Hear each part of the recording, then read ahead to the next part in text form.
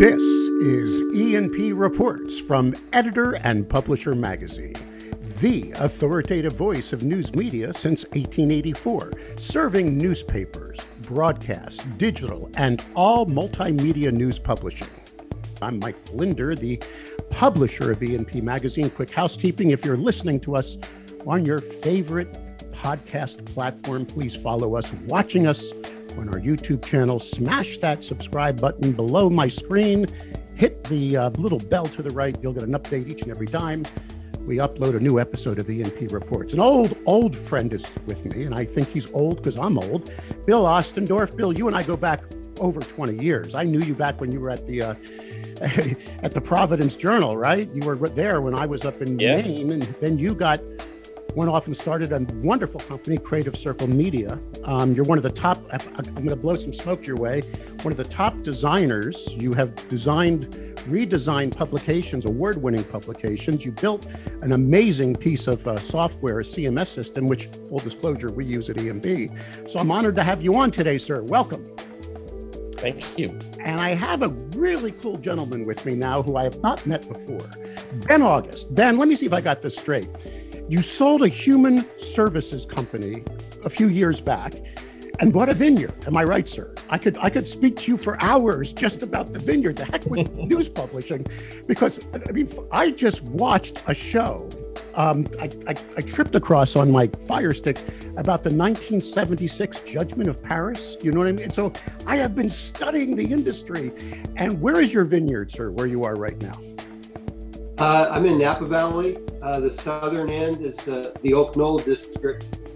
And I currently grow Malbec and Cabernet. Wow. And you said you just finished the watering before the irrigation, I guess, before you came here?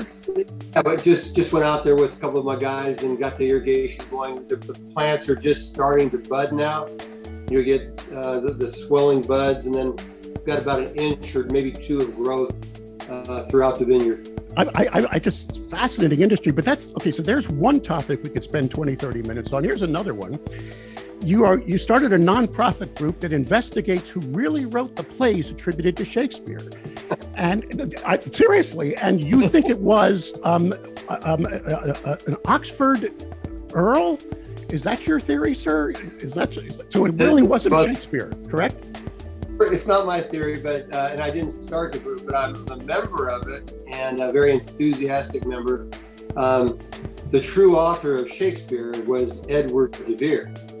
He was the 17th Earl of Oxford, and I'm very involved in promoting that idea, bringing it to academia. It's gaining traction all around the world and has been for about 100 years now. Is that why John Farrell and Carrie Kirkpatrick wrote that Broadway musical, Something Rotten? Did you ever see that, sir? I mean, I did see it. Just wondering. Anyway. Very loosely on that subject, yes. Okay, so we could be discussing that, but we're not. What we're going to really be talking about on this episode of E&P Reports is the publication you recently bought from a family. The chief leader has been around since 1897. It's been family run by a group to simply be the publication mostly for the New York City metropolitan area employees, right? But you have taken it on a whole new leap to become really a voice for labor. Do I have that right, sir? And that's what we're talking about today, your journey there and what you've been doing. So listen, before we get into that, let me just say we're going to get to all this more. It's going to be a great discussion right after this. This episode of E&P Reports is sponsored by IQ Audience Plus by Town News. Consumer revenue has never been more important. Digital leaders at media organizations worldwide are asking the same question. How do we accelerate the growth of consumer revenue? Traditional one-size-fits-all paywalls aren't the answer. They're blunt instruments that treat all visitors the same way, costing you money. IQ Audience Plus by Town News is a smart, dynamic metering solution that empowers you to maximize revenue by identifying key audiences, seeding engagement, and growing membership and subscriptions. Ready to supercharge your consumer revenue, grow engagement, and bolster your advertising income? Visit townnews.com/EP today to learn more about IQ Audience Plus by Town News. All right, let's start off, Ben. Why did you buy the Chief Leader? What was your rationale of wanting to get into this world of, first of all, publishing, and second, why are you so focused on labor and why you wanted to have a voice for labor in the New York metropolitan area and possibly beyond? I would say, I've been an employer for many years, decades. I've had small businesses. I've been an entrepreneur, had some success.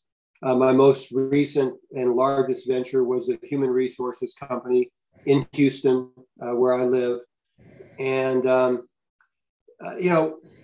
in being very involved in the employer-employee relationships, it's very obvious to me how the balance of power is in my view unfair, and employees just don't have the voice in the workplace that they deserve, and the bigger the company, the more likely that imbalance or the bigger that imbalance is. So I'm now in retirement. I sold the bulk of I'm still on the board and still involved in its direction, but I wanted to get my time back and do things that are not involved in making money, very honestly. I've done my 40 years or whatever, and I want to be free to, making money is a great thing, but I don't want to have to make money. And a very good friend of mine, Professor Richard Wolff, he's an economist, had heard that this paper was being sold, and that it might be an interesting project because he knows that I'm interested in labor. And so I looked at it and met the family that owns it, for over 100 years. And it looked like there could be an opportunity to expand it because it had been, frankly, neglected for a while. It's the Priel family. They had it since 1919, which means they bought it almost in its infancy, 22 years old. And our good friend, John Cribb, right, helped you through the sales process?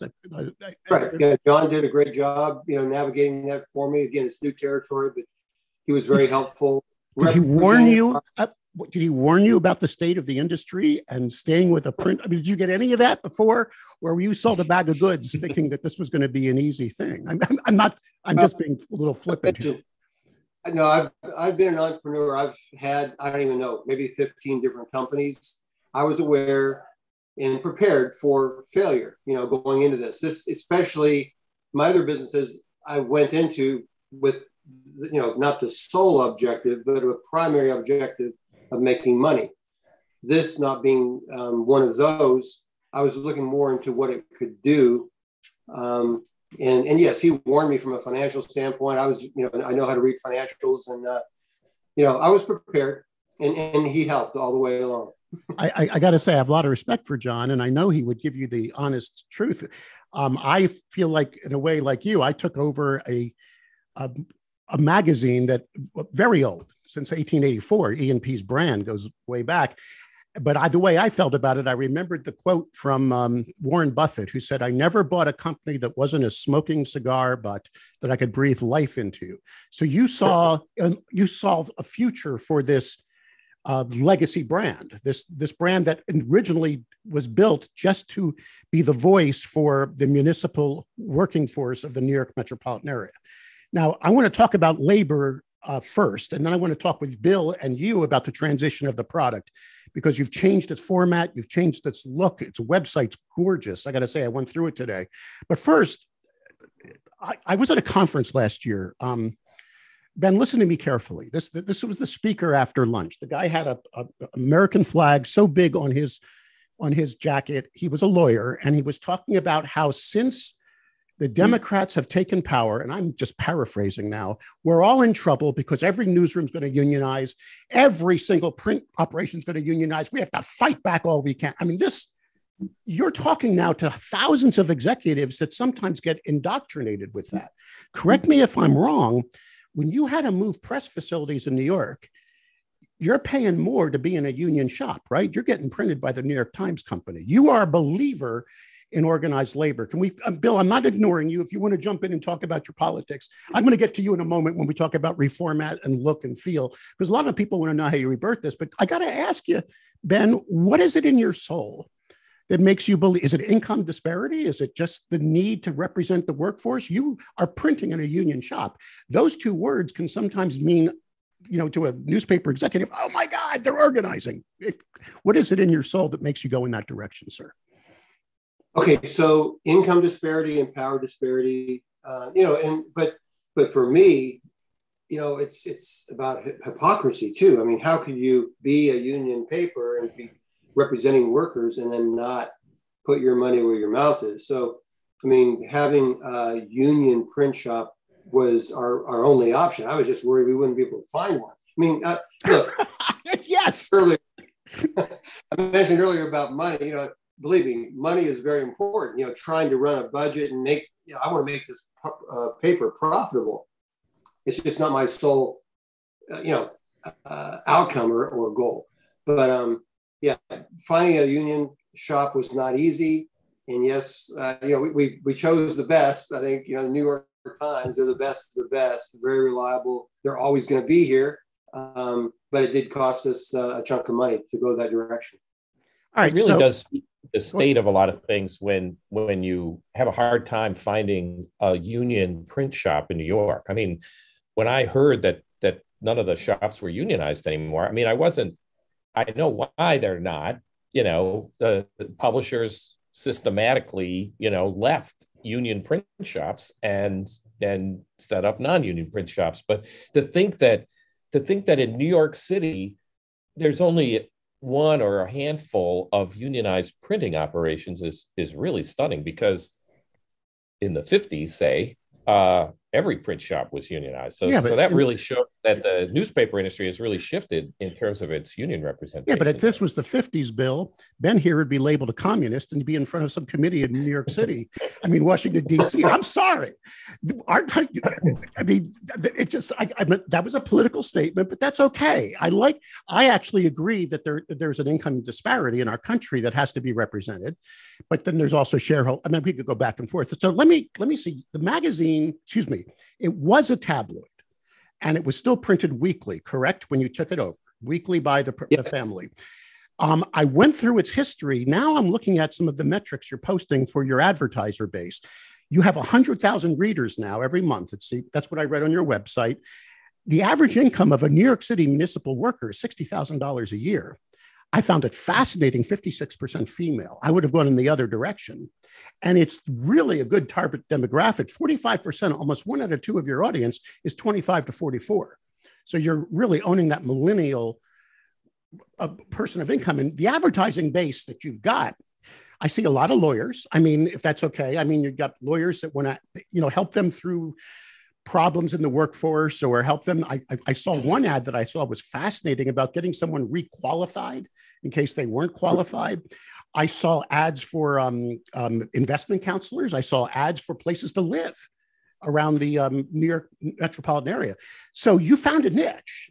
This is a viable niche were you trying to, when you bought this magazine, was it more because you saw the advertising opportunity of owning this niche?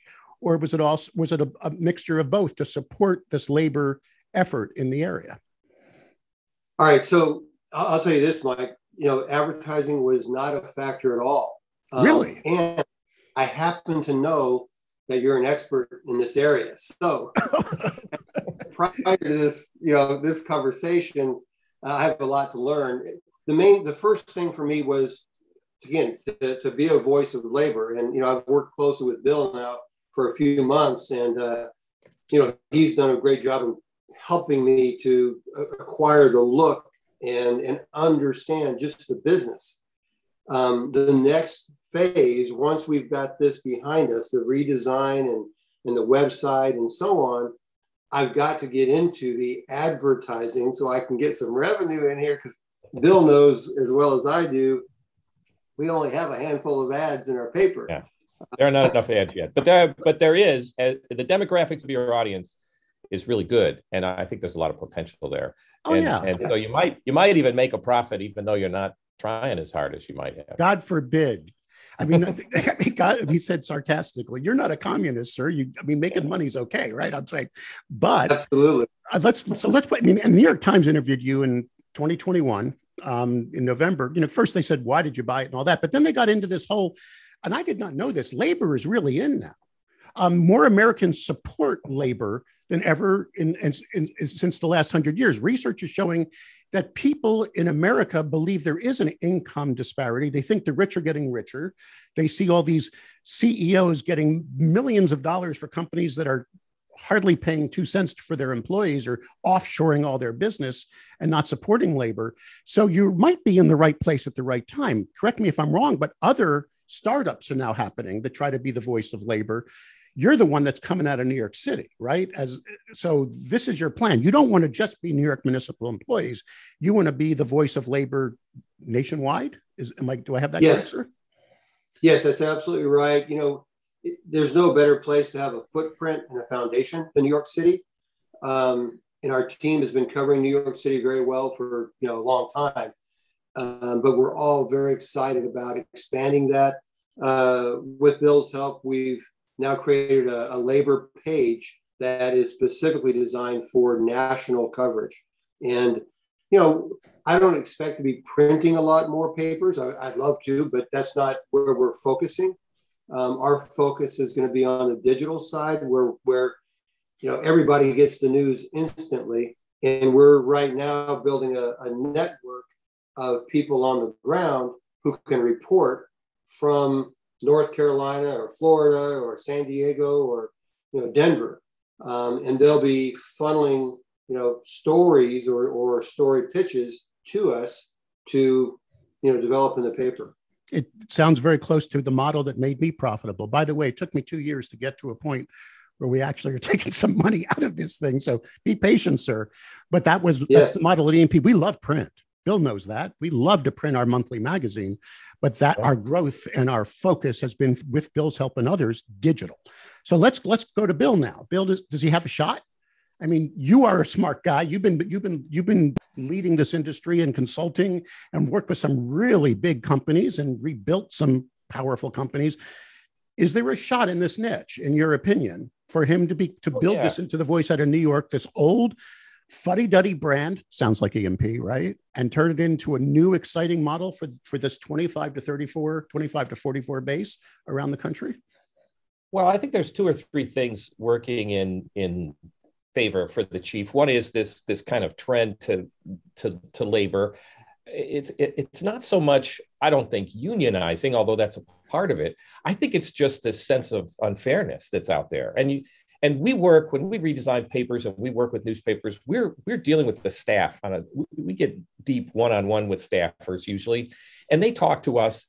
And when you're working at Gannett or some other big chain, and the CEO cuts hundreds of journalists and then gets a $10 or $20 million bonus. I mean, that's just obscene. I mean, you shouldn't ever get a bonus if you're cutting staff. I mean, and if the CEO of Gatehouse or whatever gets a $10 million bonus, that's like 150 reporters that could be on the street. That's a lot. Ronald Reagan would not agree with you. What about that trickle-down effect? I don't care. I think there are different management strategies, and one of them is to be kind of employee-centric and really empower your employees and share with your employees and let them participate in the business. That's not radical. That's a good way to run a lot of businesses. And I think I work with a lot of family-owned newspapers. That's really our focus now. And one of the reasons they're still strong and not having problems, I mean, most family-owned newspapers are not struggling the way that all the chains are. Right. And why? Because they haven't gotten rid of their employees, because their employees are part of the company and they're loyal to their employees. They share with their employees. Not enough. I mean, I worked with a family-owned company once, and we went in and talked to all the staffers. And when you talk to all the staffers, and in every group you meet with, salary comes up, which is unusual when you're doing a redesign. That's not really the topic we're there to discuss. But when you're sitting in small groups with writers and editors and copy editors and photographers, and all they talk about is they haven't had a raise in 10 years, you got to take that to the top. So I had lunch with the owner of the company, And I said, look, you got to do something about this, this fact that you haven't given a raise in like forever. And he said, they bought out a family member and they've been struggling ever since and had all these excuses.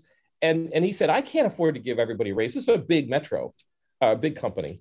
And I said, well, that 10% of your staff is doing 50% of the work. And you know who those people are. And if you don't, I can help you identify them.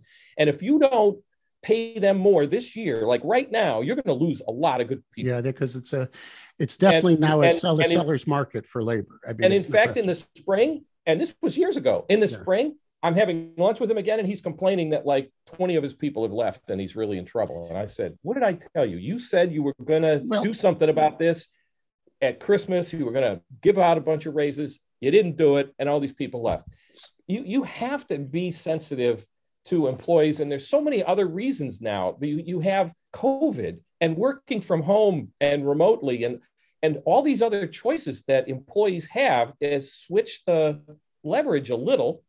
And so I think that the chief has a great role to play in helping balance, and it shouldn't be, labor take over, it just has to be balanced a little. I think a lot of people in America recognize that salaries and benefits and things are out of balance. CEOs are making way too much money. Owners are worrying too much about how much they make and how many vacation homes they have. And they have to turn a little bit back to the employees. So I think they're riding that wave. I think New York, the demographics of this paper are good. I think there's a lot of advertising opportunities that haven't been explored. And I think if we can refocus the content so that it's really about workers and not just about unions or about the institutions of unions, if we make it more about real workers, that I think there's circulation gains that could be had even in New York. So I think he's in a good position. And I think a lot of publishers, a lot of local publishers who are investing in their people and their product can do very well. Newspapers aren't dying because of the internet or because newspapers are no good. Newspapers are dying because they're stupid. That's, if you stop being stupid, you can make money in the newspaper business. It's not that hard. The problem with you is you never speak how you feel. Stop holding back really live. I'm never passionate about anything. I'm going to circle back to your little soliloquy there. See, I said the word soliloquy, Ben, just to bring you back to your roots with Shakespeare there. You said at the beginning of this, labor does not necessarily mean union. And I want to circle back to Ben on that because the words themselves, labor, union, mean communist to some people. If you go back to the 50s, right? I mean, and I know I'm just saying. In the 50s, that didn't mean communist. You're going too far. I'm going too far? I'm terribly sorry.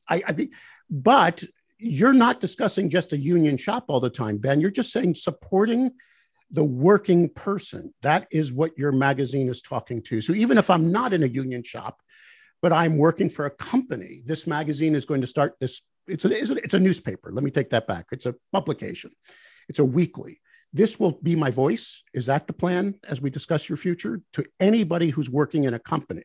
Is that correct? Yeah. And to me, organized labor is better than disorganized labor because it has a better chance of creating some balance. So we want to let everyone, all workers, know about what's happening with organized labor, with labor that's considering organizing, just nascent movements into organizing, any group that is, walking out or trying to petition, that kind of thing. We want to pay attention to encourage people about what's possible. And also to show people, in many cases, unions have better wages. They have more privileges and more rights in the workplace. We want to show the unorganized companies what can be done if they organize. All right, so let's get down to some metrics and some reality. Let's start off with the day you took it over. How many copies were being printed in tabloid format from the family? How many were you printing, sir? Do you remember the number or? Under 15,000. What are you printing today in a broadsheet? How many are you printing today, sir? We're still in roughly the same amount. printed. So 15,000. How is it being Yeah. distributed now? Is it free? Is it put in different locations? How is most of your distribution going down in the metropolitan New York area? It's in newsstands and in mail. All right. So people, is it a paid publication? Excuse my ignorance. I have to pay to get this in a newsstand? Yes, it's $1.50 per issue. Bill, is the website locked down for subscribers only? Is it wide open? Is it metered? How do you have the website going now? It's locked down. They select a few articles each week that are free, but otherwise it's a hard paywall, which we're advocates of. You know, everybody did metered because the New York Times did metered, not because it was smart for them. I mean, Nobody stops and think, gee, should I have a meter or not? You know, it's like crazy. So a lot of papers should use a hard paywall, and that's what they're doing. And they've chosen to put a couple, 3 stories free every week as like samples. Okay, let's get down to the redesign. Bill, when you looked over the tabloid, what did you do? How did you make it change? What was your gut? Because, you know, it looks like it's millennial audience here. I mean, your core is not, it's 25 to 44-year-olds, at least in New York City, is the base of this audience. What did you want to do to make it more appealing? What were your decisions? Well, I think we should probably take a look at it if we can. Well, 3/4 of this audience is audio. So I want to look at it too. Go ahead and take the screen. Let me tell everybody who's listening now through Spotify or Apple, if you go back to editorandpublisher.com/vodcasts, every single image the 1/4ers watching on YouTube, you will see. All right. So I'm now looking at the new one or the old one, sir? This is the old one, and it was already a broadsheet when we were brought into the process here, and this is what it looked like. It was very stodgy. It was always the same. The layout was fixed. It's still my colors. It's E&P colors too, in a way. Yes, and it had this sunrise motif behind it, and it was originally a fire chief. It was about the fire department, and then it expanded to cover other unions. And keep in mind, that includes like teachers unions and stuff. That's why there's a lot of women involved in the circulation. All right, so we're now looking at the logo, and you decided to do a logo redesign. Is that correct, sir? Yeah, well, you know, the big thing that had to happen here is we had to decide what the brand was and what the mission of the brand is. And when we're doing a print redesign or a web redesign, the brand is really important. And we usually do dozens or hundreds of prototypes and different approaches for how we're going to do this. One thing we tried to retain was something with that sunrise, and we really liked the older typography that they had, and we thought we should keep some link to the past and the history. And so we went through several dozen prototypes. For those that are listening and not watching, it's a very old style font. What is that font, Bill? Is it? I think it was hand drawn. I don't think it's a. It doesn't even. It looks very Gothic in a way, or whatever you want to say, or Shakespearean, if I may use that. Go ahead. I don't think it's Shakespearean, but it's an older. It's a traditional and older, and it's kind of unique. So it was something we thought we wanted to retain. But the other thing that's important is we wanted to have the right words around it. So we created a tagline that was simpler than the old one, a voice for workers. So what was the old one? You didn't just for the audio, go back to the page so we can just, so they used to be the chief leader, the Civil Employees Weekly. That's what I'm seeing now for the tagline, correct? Right. And we changed that to a voice for workers because as we've discussed, you know, we're trying to shift this company. And what does that mean? We put off to the side there some words that I think most people can agree with: good pay, safety, opportunity, and equity. There you go. So finding the right words, and then it's patriotic. So there's a flag there. That was something that Ben liked or wanted. And since 1897, I mean, this thing is going way back. This is institutional memory. And so then we redesigned everything else. Most people think that a print redesign or a redesign of a newspaper is about fonts and typography, and it is. I mean, the type is easier to read. The typography is more modern, cleaner. But it's also about, you know, writing better headlines. It's also about how stuff's presented. The paper's cleaner. The paper looks more modern. But we're also trying to talk about not the old headlines were all about institutions, this union, that union. This city agency, that city agency. And now it's about now it's about, you'll see headlines that are more about workers or more about individuals. And a big part of what we're trying to do is get the staff to change the way they cover these issues, and not talk about the union or the institutions of city government, but talk about workers, and not just talk about workers, but talk to workers, talk to the lower level employees and what's going on. And I think this is important for every newspaper.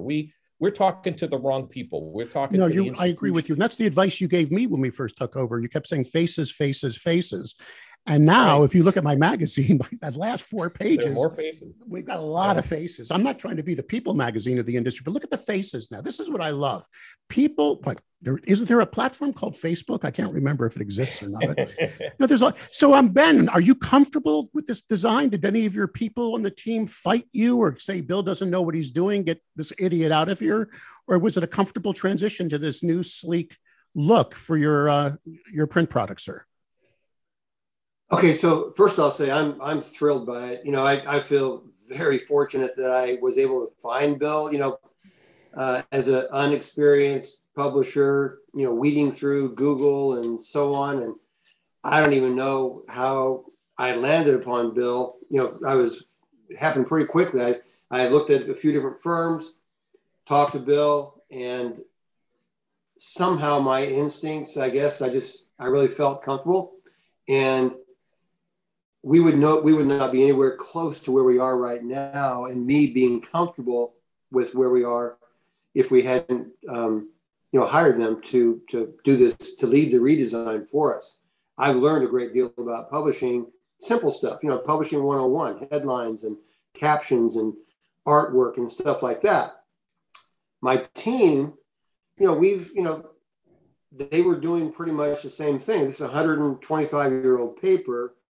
And my editor at the time, he's no longer my editor, but he had been, worked for the paper for like 30 years. And even a creative, imaginative person, after 30 years, not being given free rein to do what you could do, they get in a rut. And, right. And Bill knows this as well, better than I do. We were in a rut, very honestly. And this redesign has allowed us to reemerge, I think, a lot more imaginative. I've got a great team now. We just hired a new writer and have another one coming in the next couple of weeks that we're all very excited about. So it's really redesigned our culture while redesigning the look of the paper. Oh, it's amazing. It's a very attractive new design. What did you do on the digital side, Bill? I know you're using your CMS system, which is, we use here at ENP, and it's got a lot of flexibility, but what was your key goal there, to match this kind of a look and feel, or what were your thoughts on the web redesign? Well, of course, we brought the print branding to the website as well, the same kind of wording and stuff. They have some, their website was not flexible either. It always looked exactly the same. And our sites can be dynamic. I could change the look of the page in seconds. They're not there yet, but I think they'll get there. But we did try to make the page more flexible and bring the red in. The red branding is part of their brand, so integrate that into the page and organize the page more so people can find things quicker. I think the problem with the website before was that everything was categorized as news and thrown into one bucket. And now we're trying to get them to create smaller buckets. So if I'm a teacher, I can find the stories about teaching and teachers unions and problems in the classroom faster and easier on the website. And then to make the website a national platform is, an evolving thing. The website is at the beginning of the process, whereas print is pretty far along. We still have a lot to do. The hard thing about a redesign, and most people wouldn't hire me if they knew this, is that when you hire us to redesign your paper, what you're really going to do is reinvent your newsroom and rethink your coverage and your content. And people don't think of a redesign that way, but a redesign that just changes fonts is kind of useless. You really have to, newspapers are hurt and dying because we're not covering the people who read the paper. We're not connecting with them. We're completely disconnected. And publishers don't understand that when they covered COVID, and every publisher said, "Oh, I covered COVID. We covered it like crazy." But we didn't cover what was happening inside the home, that mom and dad were home, that they had to move because they didn't have a home office, that the kids were home and they were doing this, in class, in-house learning. So much about our culture changed in the last 2 years. And the newspaper industry missed a lot of that. We weren't in the house. We weren't learning that people were gardening or that there was a shortage of bird food because people started feeding the birds because they were all home. I mean, we missed all those little things that were going on in the house and the big things that were going on in the house, that there's a huge divorce rate, that little kids who were 1 and 2 years old during the pandemic are underdeveloped in terms of their speech because they weren't with little kids and they were wearing masks all the time, and so their speech is behind. We're not covering that. We're covering this, that the school board's fighting about whether they're masks in school, but we're not covering the smaller, more personal stories that are going on. And that's what we have to do in the labor movement and work as well. And I think there's a lot of people who are thinking about work and rethinking compensation. And that's why I think there's a great opportunity here for the chief. Well, I mean, there are a lot of cities with a lot of unions of municipal employees. So let me circle back to either you or Ben. And that's just one man's opinion. If I was going to try to replicate this model, I mean, are there other publications like this? And I don't know the answer. I should have researched it in Chicago, in Los Angeles, in Washington, D.C. There's 300,000 municipal workers, or is it 600? There's hundreds of thousands of municipal workers in New York City area. There's got to be similar numbers in the top 20, 30, 40 markets in the United States. Is that your expansion model? Are you thinking of making this more of a replicated local product in other cities? Ben, is that your forward thinking? I would say no, but honestly, Mike, we're so new. One thing I told my staff, and this sounds sort of funny, but it's actually true. I said, you guys might think, because I've had some success in business, I'm a smart guy or anything, but I sort of think 1 or 2 steps ahead, not like 10. It's too complicated. So I'm a checkers player, not a chess player. That's what I told them. And now they believe me because they can see I'm just taking it, 1 or 2 steps. I'm lucky I found Bill. Maybe you and I can, I have a lot to learn from you, Mike. Wow. The advertising model and how to expand, that is honestly stuff that I have not seriously contemplated yet. I don't have a big map of our future. I know what we need to do next. And maybe after that. I can give you some kudos. I'm all about niche now. I mean, one of the things I'm keynoting a lot of live conferences are back. And one of the topics I'm going to get into is what Bill just said. I mean, I was doing my due diligence before I took this over. I defined my audience first. And how was I going to be, that was the word, how am I going to be their voice? I mean, it's simple. One of the reasons that people like this podcast is they say every time they're listening, I'm asking the question they might want to ask. See, I'm trying to think about my listener right now and who they are. But I learned that as a disc jockey 30 years ago. It's called one-to-one communication. Remember who your audience is first. So Bill is correct. But the world is now into niche. There's no such thing as mass media anymore. When I was a kid, there was a show called Ed Sullivan. Had an 80% share of Americans, but that's because you could see on the same show an opera singer followed by a stoned out rock and roll band and then a puppet. I mean, that doesn't exist anymore. Everything's niche.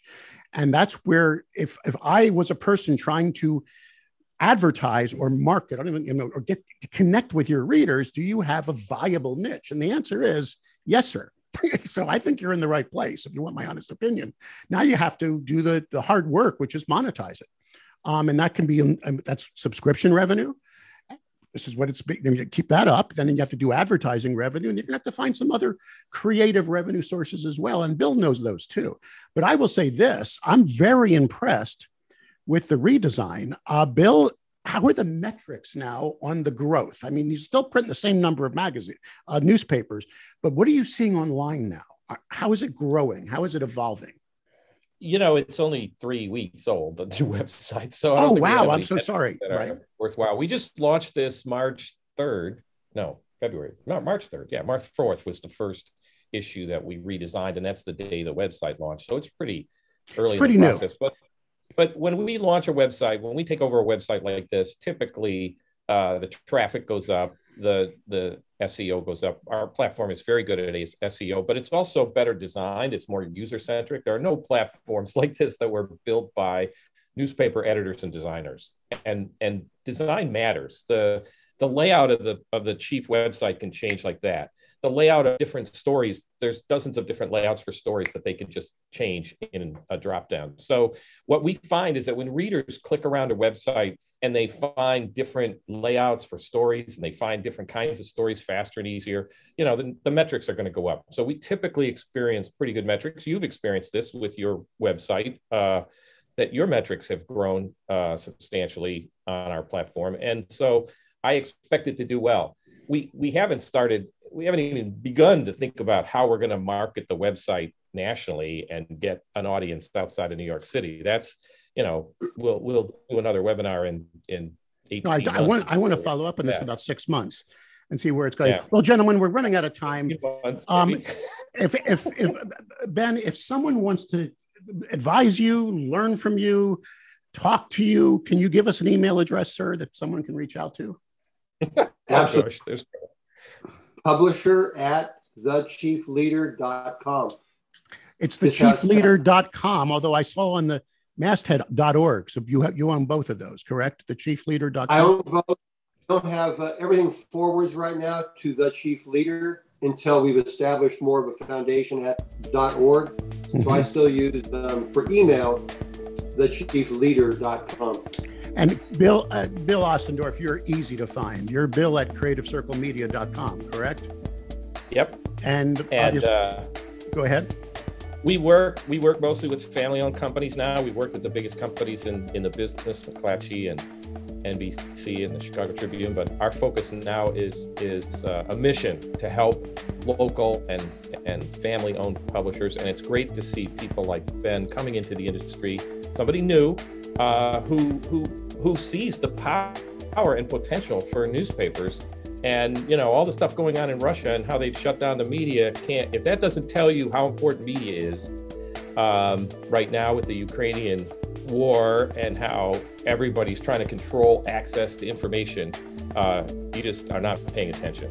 I agree 1,000%. Great industry to be in, and it's a profitable industry to be in, and we got to stop being so dumb and start making money. And it's a necessary part of our democratic, fragile yet wonderful system of government here. You have to have that final unfettered check on power. And again, I can't think of a better place to be than when you are again, Ben, because I saw some of those headlines. You guys are digging, you're investigating. And that is what you really want to do. Keep it up. All right, gentlemen, thank you for your valuable time. Stay healthy, stay well. And Ben, I hope to run into you at a couple conferences. Bill, I come run into you all the time. I'm tired of you. Just not, next time we're at the same conference. That's fun. I know I'll see you in a number of places. Gentlemen, stay well and healthy, and thank you for your valuable time. Thank you.